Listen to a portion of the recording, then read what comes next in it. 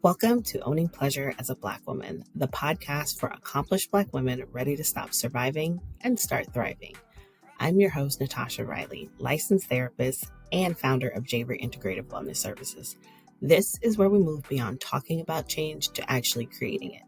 Every episode gives you practical tools to build a daily pleasure practice because you've already proven you can achieve anything. Now it's time to learn how to enjoy it. Ready to bridge the gap between knowing and doing? Let's dive in.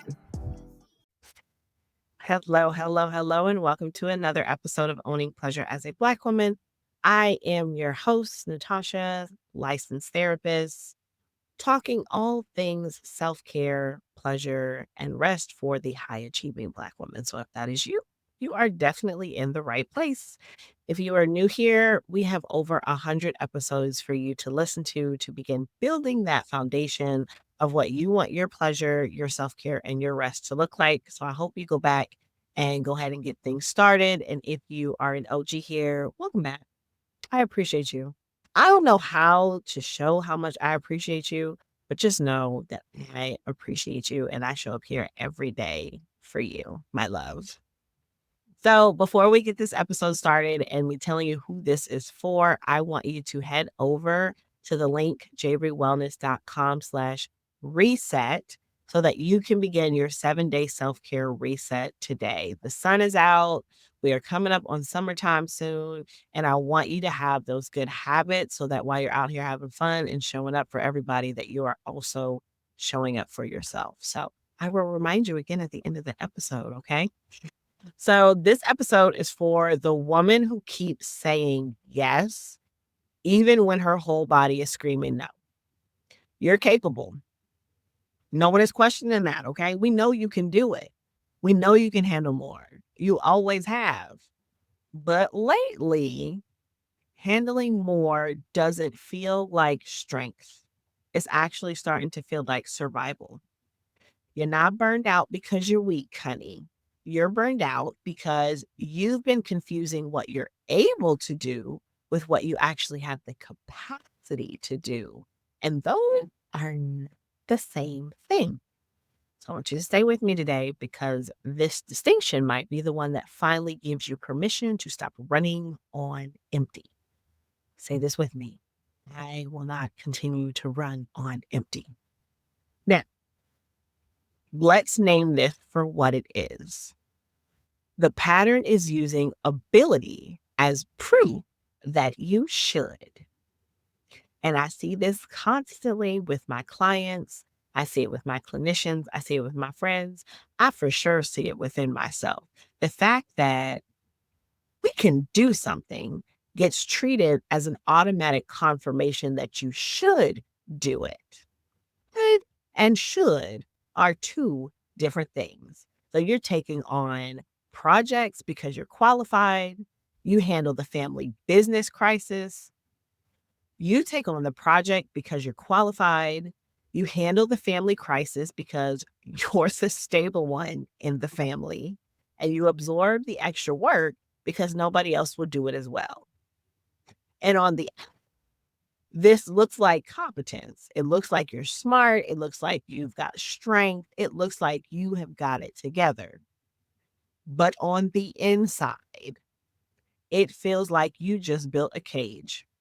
You built a cage around yourself and you are trapped.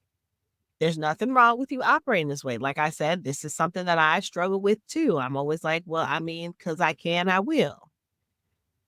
But given how we were raised and what we have been taught about being a woman, it is setting us up to be exhausted. It is setting us up to show up in places we don't necessarily need to. And for Black women, especially, ability is constantly getting weaponized. The moment you demonstrate that you can handle something, that you are good at it, it becomes your permanent assignment. She's strong, she'll figure it out, and you do every single time. I realized in working in the hospital setting, outside of a pizza party, right? There is no real thank you, depending on your work setting, for the hard work that you put in. And the minute that you show how well you do things, because we're not meant, just like from the other episode with our ambition and what we do, we're not built to half-ass things. We're not built to do that. When we do something, we give 100%. And I've said this before, our 100% supersedes so many people. Okay? Our 30% will still not match someone's 100%. It will still seem like we're giving 150%, 30%. But our capacity, capacity, I want you to understand your actual energetic, emotional, and nervous system capacity that has limits. And ability will absolutely override those limits if you let it. It has, because you've let it. Ability is what your skills allow. Capacity is what your system can sustain. This pattern didn't come from nowhere. Okay, so you develop this in environments where demonstrating ability meant safety. So that could be safety from criticism, it could be safety from being overlooked, from being seen as less than. We get that you got to work twice as hard to get half as much as what other people are getting. So we stretch our capacity. If you grew up watching women in your life around you give everything that they had and they still walk around smiling while doing it, you learn that capacity was something that you kept quiet. You showed ability. You hid the fact that you were depleted and dying inside. Listen, I need to be real with you for a second. You're here listening to this episode. Maybe you're nodding along, you're feeling seen. And girl, that's beautiful. But if you're like most of my listeners, you're going to finish this episode. You're going to feel all inspired for about 10 minutes and then go right back to your regular life where you're still putting everyone first. I get it. I've been there. But here's what I've learned: the gap between knowing what you need to do and actually doing it is where transformation lives. Now, if you're tired of just consuming content about self care and you're ready to start practicing it, not tomorrow, not next week, but starting today, I created something specifically for you. It's called the 7-Day Self Care Reset, and it's exactly what it sounds like. 7 days of simple, actionable steps that help you move from thinking about prioritizing yourself to actually doing it. No overwhelm, no complicated systems, just practical tools that work with your real life. You'll get permission to put yourself first, learn to recognize those inherited patterns that keep you stuck, and discover what your authentic desires actually are underneath all the expectations. This isn't about adding more to your plate. I'm not going to do that to you. It's about finally honoring what's already on it, starting with you. Ready to stop listening and start living? Visit javerywellness.com/reset. That's RESET. And let's do this work together. Because the woman who just listens and the woman who actually takes action, they live completely different lives. Now, back to the episode. That was a brilliant adapting to your environment. It protected you and it got you to where you are. And it also protected you because underneath the I can handle it is often a fear. What happens if I say I can't? Will they think less of me? Will I lose this role or this promotion or this space that I've worked so hard to build? Will I become possibly dispensable? And part of you might believe that if you stop performing at full capacity all the time, something or someone will fall apart. So the overriding of capacity isn't laziness, it's protection. It's trying to hold everything together, like everything, all the plates that you have in the air. It's trying to hold everything together. But it's going to cost you in the end, just like everything does. When you go too hard, when you do too much, when you show up more than you have the capacity for, there's always going to be a long-term effect. Over time, when ability becomes the only metric that you're using, your body is going to be the one that reaps those repercussions. There's the chronic fatigue that going to sleep don't fix that. You become irritable. That all of a sudden comes out of nowhere. You can't stand anybody. You can't stand listening to people. Your kids are getting on your nerves. Your partner's getting on your nerves. Like any little thing that someone says just like pisses you off. And there's a flatness, like you're going through the motions of life, but nothing really lands anymore. You're not really living your life. You just, every day you get up and you're on autopilot. You might have noticed you've stopped wanting things because wanting things requires energy.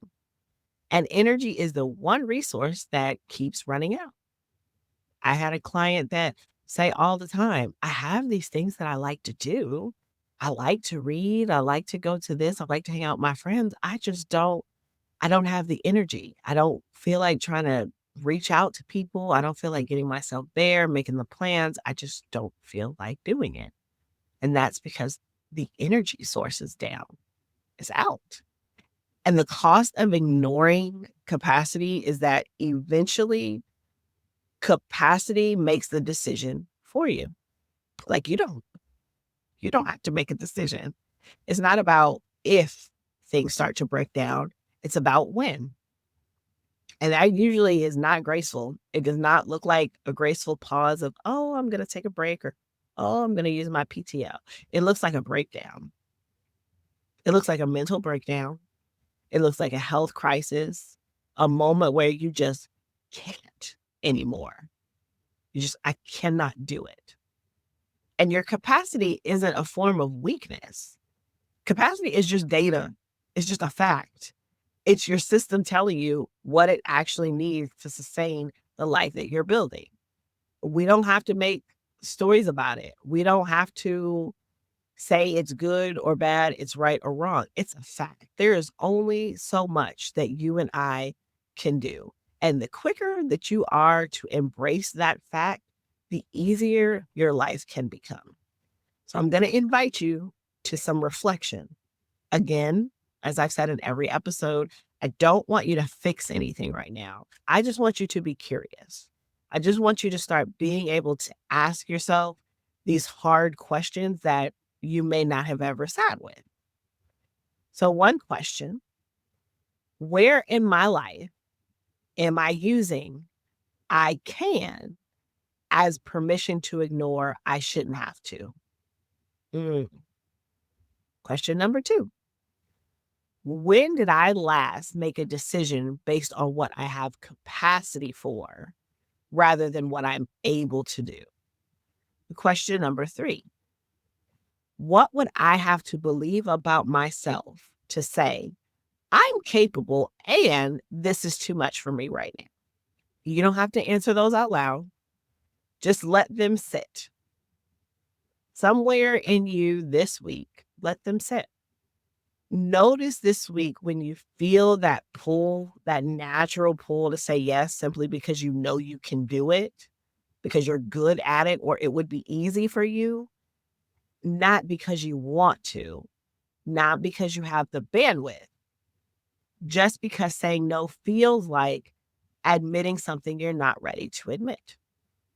That noticing it, that awareness, that the work. That's where the magic starts to happen. Now, I always want to name something before we close this episode out.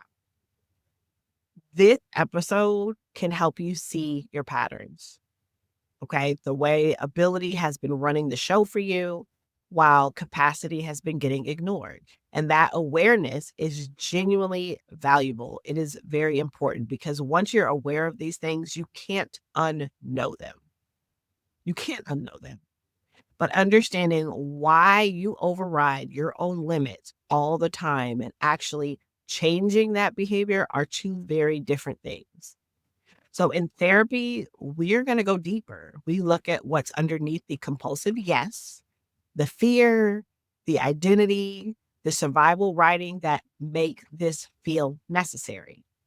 We help you build a new relationship with your own limits, one that doesn't make you feel like you're failing. We help you practice in real time what it feels like to honor your capacity. Some of you probably don't even know what your capacity is because you've been overriding it so long. And we help you stay grounded when the guilt comes up afterward. That's work worth doing with support. And you don't have to figure that out alone. So, if what I have described today in this episode sounds like your daily reality, so if you're exhausted from performing ability while your capacity continues to run on empty, our clinicians at Javery Integrative Wellness Services work with women exactly like you every single day. So you can take that first step by completing the intake form at javerywellness.com/get-started. There's no urgency, there's no pressure. It's just a clear next step whenever you are ready. And if you're not quite there yet, that's okay. We have that 7-day self-care reset. It's at javerywellness.com/reset. And it was built for women who are tired of surviving and ready to explore what thriving actually looks like. And if this episode hits somewhere real for you, right? Like it's just like, oh, you were talking about all the things, Natasha, and you were in my life. I would love for you to take 30 seconds to leave a rating and review on your favorite platform.